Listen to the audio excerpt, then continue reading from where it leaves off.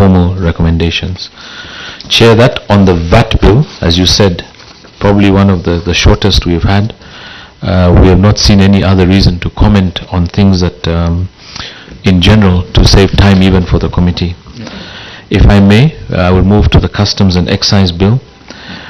This is the revising of the rates of excise duty payable for certain goods.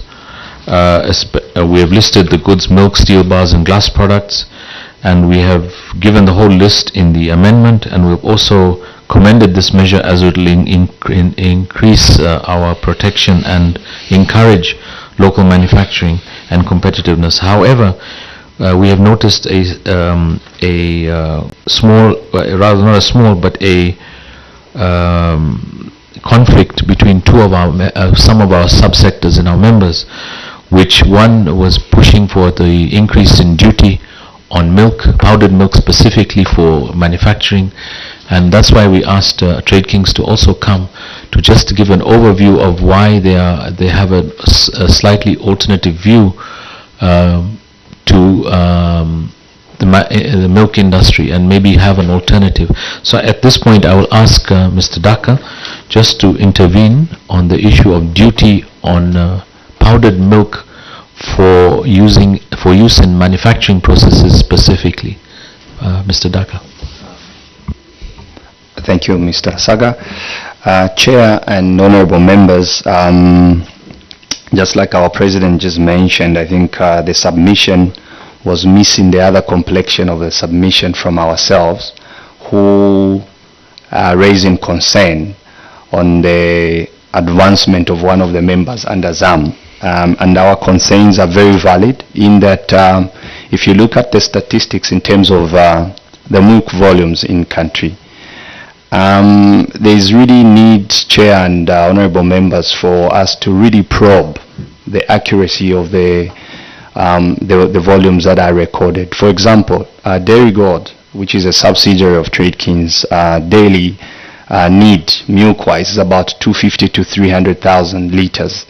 But I want to mention to you that year in, year out, last 7 years we've been getting less than 150,000 liters of milk.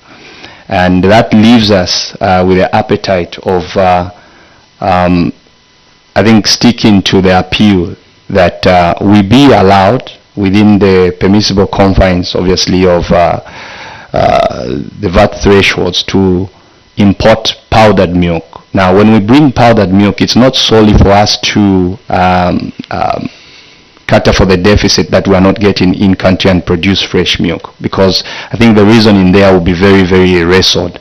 It's very expensive to use powdered milk to make fresh milk and sell on the market. I would rather I get it locally and sell. But the critical element here, honorable members, is that while we are wrestling the 10% increase in SGS is the fact that the powdered milk that we import is used for various milk products that obviously the group does. Number one, we do cereals. So you'll find that when the milk comes in, we'll use it for blending, we'll use it for reconstitution, we'll use it to some extent for pasteurization in other dairy products. Now, it will be very unfair if we look at where we're coming from as a dairy industry, and these are statistics that are really harbored at the Dairy Association as well. When we came in the market as Dairy Gold, the price of milk was 3/4 somewhere thereabouts. 3/4 owing to certain frameworks, mechanisms and capacitation that we have put in the market. Today we are boasting that the milk price is 14 kwacha per liter. Why? As Dairy Gold, we are putting in effort in supporting about 4,500 farmers under 35 cooperatives. We've got power problems, we're giving them gensets, we're giving them cattle, and so to come and start having stringent measures that will hamper on the very jobs that we are trying to preserve, and the production itself that we are making. And by the way, the production of milk in country is that the export market will never get its products if we don't have satisfying quantities locally. So that's why we, as we are producing, we produce on two fronts: local market and the export market. So we are strongly opposing the proposal for increasing these tariffs. Why? Because I think we are an agent to making sure that the dairy sector in the country has moved a certain way. Now, this is why I think my president was mentioning to say there was a miss in our submission. Why? We are all manufacturers that ascribe to certain provisions like the SI 110, which probably when given a time we come and discuss at a later stage. But we feel that we are not trying to get powdered milk to supplement fresh milk, no. But because of the confectionaries, biscuits, toffees, and other products that we make, we really need to be given that, I think, nod in terms of bringing in the milk. Now, we'll move from the 25% tariff burden, which we are now on, to 35 if this SGS is pushed. What will that do to the dairy market, or maybe a major player in the dairy market like ourselves? One, loss of export competitiveness. For example, honorable members and chair, if you go into South Africa, the average milk price, Malawi, Zimbabwe, South Africa, is about 6 to 8 kwacha. That is the average milk price. But with the imposition or the implementation of these taxes, that would really definitely push us out. So some of the measures that we are recommending in conclusion, Chair and honorable members, are that, look, these are not things that are very selfish advances we're making. We're making advances that you maintain, or the 15% duty on milk powder for further processing. We bring it for further processing, not to actualize into making milk. And then, if it were possible, exempt milk powder from the SGS that is being proposed. And then, we are a country that is ascribing to many trade protocols. We don't really just cater for the local market. Why don't we also make sure that as we are introducing these measures, we need to align to structures within the regional competitiveness. Shortly. So what we are saying is this: before this was introduced, we were enjoying certain frameworks and policies that really informed a very big institutional corporate action, and to this day I think it's in public domain that we are now trying to take up the 67,000 milk capacity that Lactalis obviously has left hanging. Why are we doing this? We've put another project in the M phase now. We are going to be doing everything that Lactalis was doing. That's 1,000 jobs we're talking about there, plus in the M phase. So really, to bring up this one, I would want to mention to the House and to you, Chair, that the machines that we have procured, they have not even come in, and we are just waiting. If this one is stayed or if this one is applied, then it will be very easy for us just to repatriate and redeploy our investment into other jurisdictions that have got very, I think, conducive frameworks. I submit, but I want to mention to your esteemed committee, Chair, that the addendum of this submission will be given as I leave, so that at least you have a full submission that is speaking for, and the one that is speaking for a reversal, like I've been saying. Thank you, Chair. Okay, so before maybe you proceed, as a housekeeping measure, what you need to do, in fact, would provide addendum. Some particular, is it okay? Where you need to kind of submit, so that we have it. What is submission highlighting those under the same section. Yeah, Chair, just so that we are on the same. We can do that before we finish our sitting. That will help. Thank you, Chair. Chair, just to add in there, I think from our position as an association, we are basically asking for some sort of delay in implementation of the duty. It's actually a duty increase where it allows people like Trade Kings and others to capacitate the dairy farmers from their side, so that they can substitute in due course the powdered milk they import. So it will be over some sort of, I think, delay that will keep everyone operate that in our submission, Chair. Thank you. Thank you.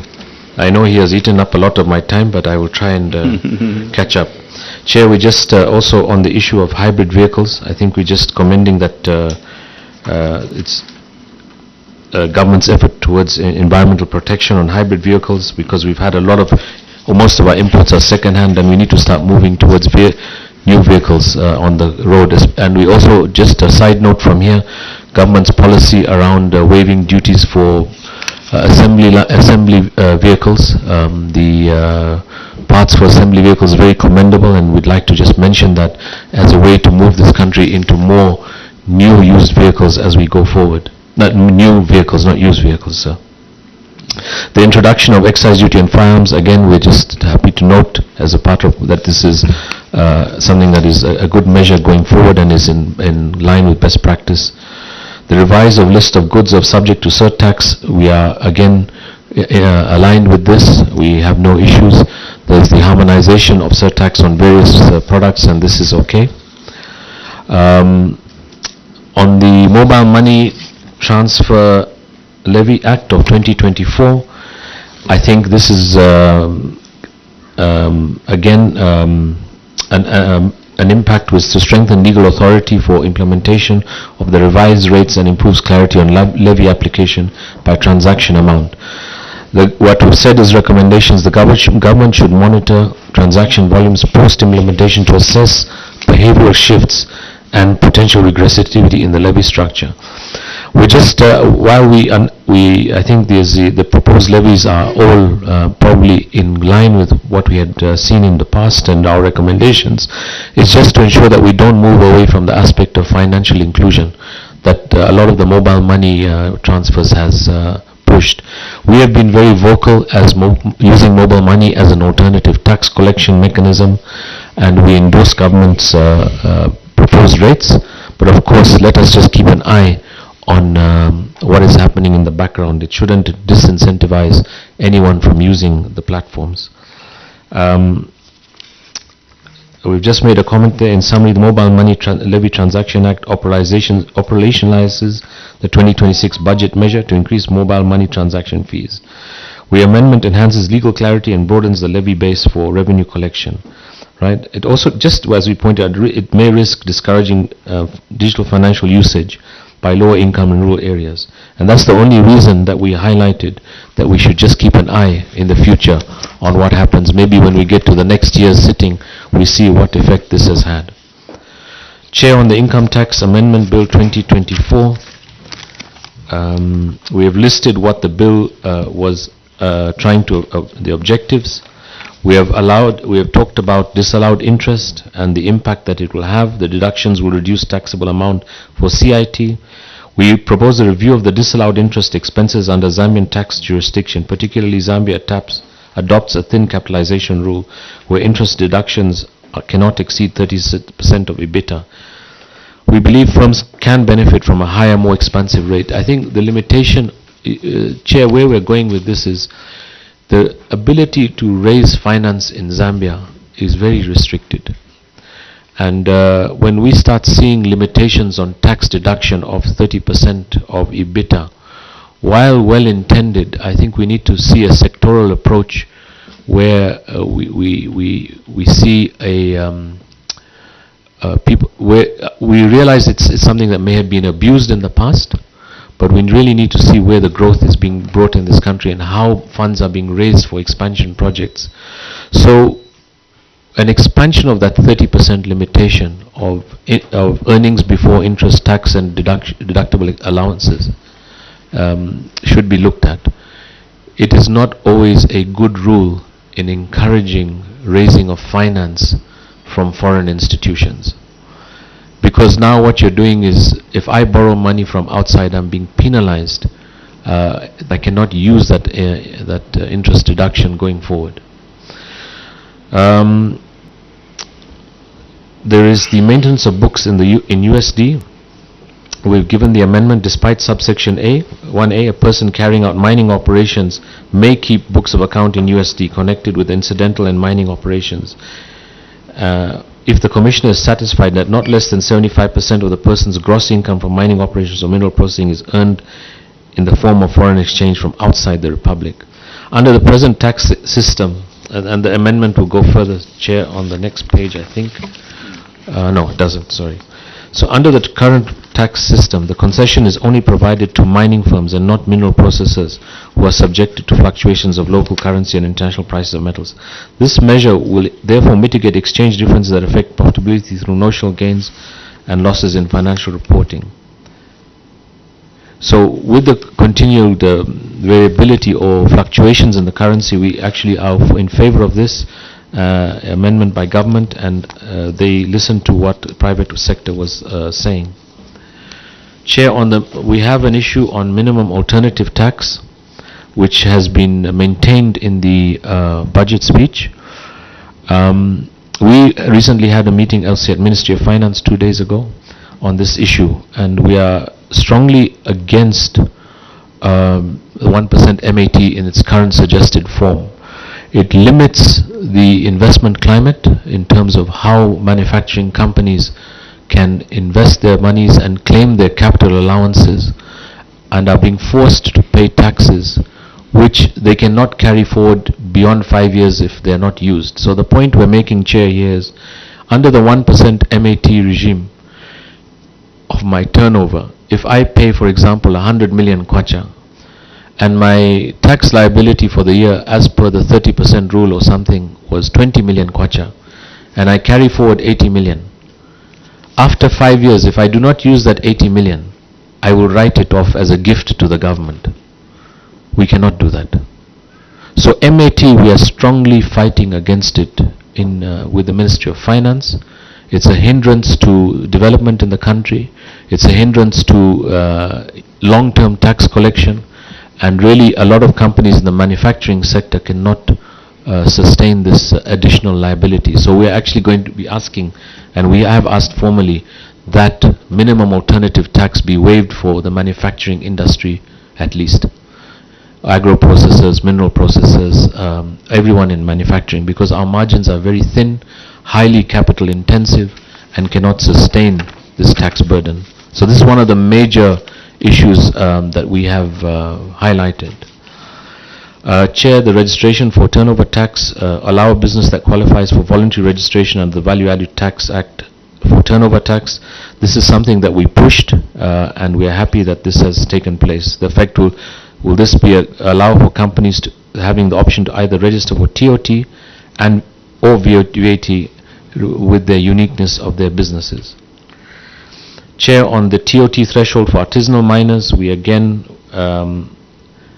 the idea here is the holder of a mining license shall carry out artisanal mining or small-scale mining with an annual turnover of 5 million or less to pay a turnover tax set out in Part 4 of the schedule. This will basically incentivize, in our view, the artisanal miners to operationalize and expand their operations. What has been happening in the past is artisanal miners have been hiding. Right? They haven't been able to find a structured way of paying their taxes, and we believe that bringing them into the turnover tax threshold makes it simpler. There's a lot going on. If you fly over Zambia, you will see the amount of pits being dug for gold mining, but no one is paying their taxes. So I think this is just a step that is beginning. Of course, we have also pushed from our side that turnover tax needs to be collected by the at source, rather than on someone submitting a return. And we hope that in the next budget that will come through, because it will really take care of a lot of government's requirements for tax collection. The TOT penalty, Chair, reducing the penalty for an overdue payment of turnover tax from 5% per month or part to 0.5% is a very welcome move for the SMEs. A lot of them struggle. You know, a lot of SMEs supply government, supply the mines, do not get paid on time, and it's an honest truth. And I think by allowing them to have some respite on the penalties is a very good move for the taxpayers going forward. Again, where we have pointed out my previous comment, ZRA should also consider digitizing the TOT tax collection, as is the case with VAT. These are two things that we are just highlighting. Is one, that the smart invoice system must extend to TOT suppliers, but also what we need to do is collect TOT at source. And the point we make here is if somebody supplies a big company who's an SME 50,000 kwacha invoice, let the the supplier deduct the 2 or 3%, whatever we agree at source, and remit it all on behalf of the supplier to government. So it just increases the widening the tax base that we keep talking about, and also allowing for government to create revenue at a very accelerated rate. TOT on rental tax, the maximum rate for turnover tax by a person or partnership is 0% up to 30,000, 4% up between 30 and 800, and 16% above 800. Again, this is just a small measure that is incentivizes the compliance, and it gives clear bans on the rent for especially those in our sector. Although, Chair, I think we just the fact that we went from 10 to 16% in the previous budget, we want to comment that the 16% we believe is excessive in its rate of tax collection. It only encourages avoidance. The 10% was a very nice rate. Even the 12%, I think we were 12.5% at one stage. Even that was like the tipping point. We believe that 16% is a very high threshold for investment income. We must look at it like that. People who have earned salaries, paid their pay-as-you-earn, now decide to put it in a property, and you want to take 16% of their income, we feel it is a bit over the top. So we'd like that looked at also when you go back to Parliament. Chair, with that, we are open for questions, and thank you for allowing us this time. Okay, thank you very much. Honourable members, any questions? Yeah, quite straightforward. But I just wanted to find out, you have indicated that you have had the meetings over the minimum alternative tax, I think 2 or 3 days ago with the Ministry of Finance. Are you able to indicate to this committee what the ministry reactions is? So today we are submitting a written submission to the Minister where we highlighted I think the problems were not understood until we started giving the figures. Right? Even on excise duty, Chair, I failed to mention, we gave an example. One of the other issues was the raise in excise duty, which was done in July last year. One of our members has shown that the sales has dropped almost 30%. The tax revenue overall has dropped, I think you can give me the figure, possibly between 9 and 10% and maybe more. So we have reached a point where we have overtaxed the industry, and we call what we call the cliff effect. You just stop. You stop, that raise in taxes just drops now. And this is what we're seeing, that a lot of industry is being hurt by excessive excise duties. So minimum alternate tax, we have given a warning also that it is going to be considered like a sales tax and will affect the cost of products on the shelves. Because manufacturing sits in the middle of the primary industry, which supplies us raw material, and the manufacturing industry, which supplies the product, and the retailers, which sells our product. If each of them have to pay 1% on their turnover, what does it do? On a basic principle, without allowing the compounding effect of profits, we can see a minimum 3% increase in prices. And this is a danger we have pointed out, because no one is willing to bear the burden of that 1% tax. So we are given a heads up to Ministry of Finance about the possibilities of 1% MAT becoming like a sales tax. We have given a heads up that a lot of one or two of our industries are actually talking about closing, laying off people, because they're on such low margins that 1% makes it unviable for them to produce. We've given a heads up that companies like Zambia will pay 400 million kwacha in 5 years extra. And it will start being given as I've used the word gift. It's a gift to government that is not due to them. Why do we have an income tax act? Why do we have VAT in the way it's structured? Income tax has its rates of 30% and 10% for agri-processing, 30% for manufacturing and agri-processing at 10%, is to encourage and for us to write off our expenses as well. So now the policy is, no matter what your expenses is, no matter how much I've borrowed interest, I have salaries, the people I employ, I must pay 1% of my turnover. The principle is wrong. So we are really, the submission is going to the Minister today because we believe that the closing comments are on the 27th.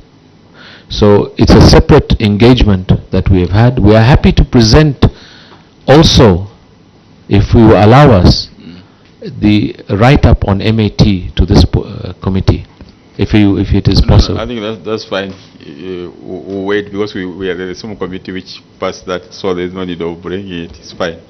But also, I just want to find out the last question, and then we'll let you go, especially over the presentation that Mr. Daka did, where you indicated that you are setting up a processing plant in the M phase, that which would take a lot of powdered milk. Now, considering this proposed excess duty increase from 15 to 25%, and this committee is aware that at the M phase, you are already enjoying some incentives. How would you balance the two, or how does that still affect you, considering that you are enjoying some incentives at the M phase? Thank you, Chair. And before I respond to the question, you posed the question to Mr. Saga, and he was just giving, obviously, an account on the meeting that we had with the Honorable Minister regards MAT. And I think kudos and thanks to this committee, because definitely we know that you are part and parcel of that discourse. In giving weight again to what my president mentioned here, is that I think some of these things, they need a very stringent relook. The $400 million dollars or kwacha he was mentioning that one of our members is going to be suffering, I can't mention mine because obviously it maybe goes 10% higher. You will find that these businesses that are closing now, they've got nothing to offer as taxes. You are now, instead of you taxing their profits, you'll be taxing their capital. So I think we are very happy with that window, and we hit, but the window is to make a very major relook. Now, step into the question that you just mentioned in terms of how we will be affected. See, in the M phase, that are done, I think a very streamlined basket of incentives like export taxes and.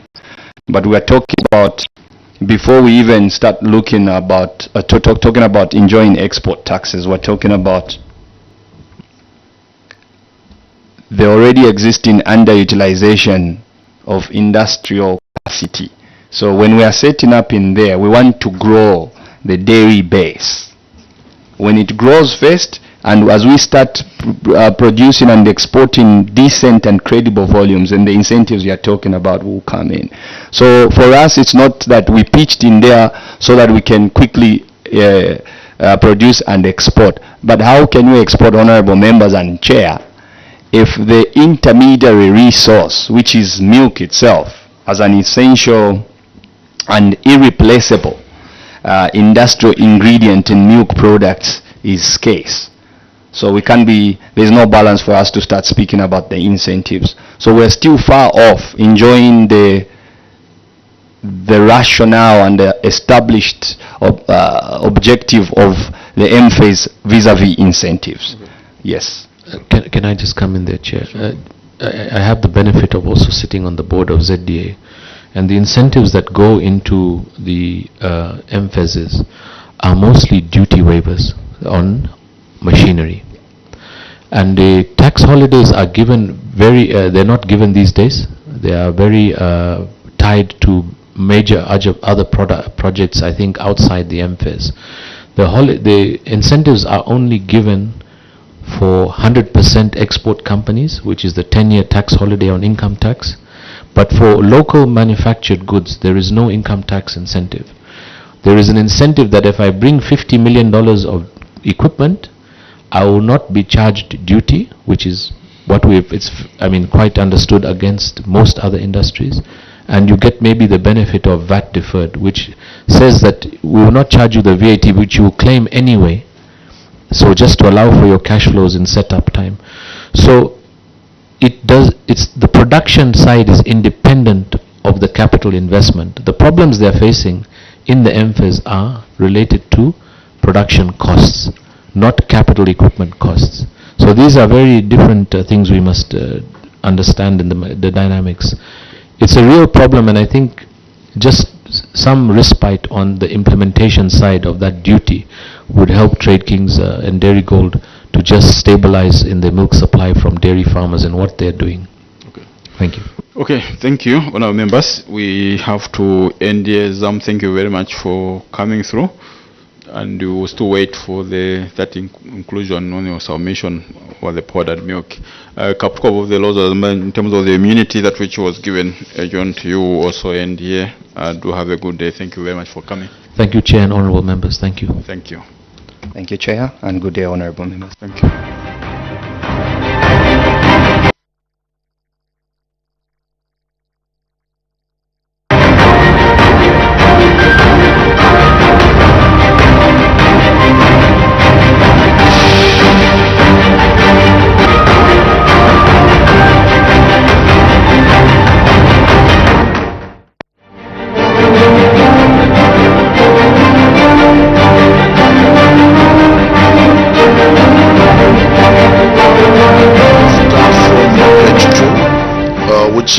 Which means I'm going straight into the audit findings. So under audit findings 24.1 A, under